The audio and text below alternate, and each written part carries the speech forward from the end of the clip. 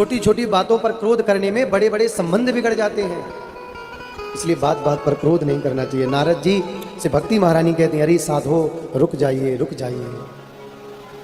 अब नारद जी कहते हैं, कर रही हैं, ये कौन है? भक्ति महारानी कहती हैं, अहम भक्ति ऋतिक ख्याता।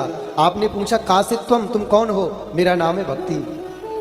मेरी गोद में जो लेटे हैं ये है ज्ञान और वैराग्य, और जो मेरी सेवा कर रही हैं ये गंगा द्या सरितश्चेमा, ये गंगा आदि नदियां हैं। जिसके जीवन में भक्ति आती है मुक्ति उसे अपने आप मिल जाती है।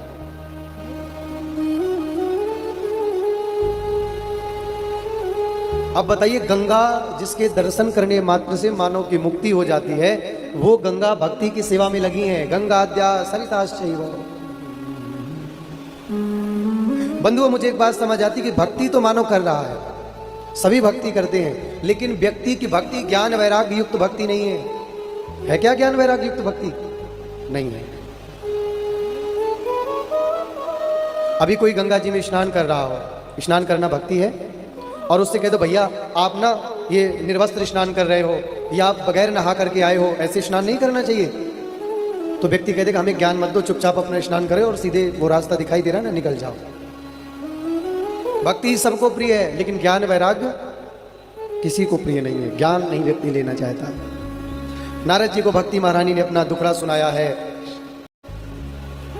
उत्पन्ना द्रवणेशाहम वृद्धिम कर्नाटके गता, क्वचिन क्वचिन महाराष्ट्रे गुर्जरे जीर्णताम गतः।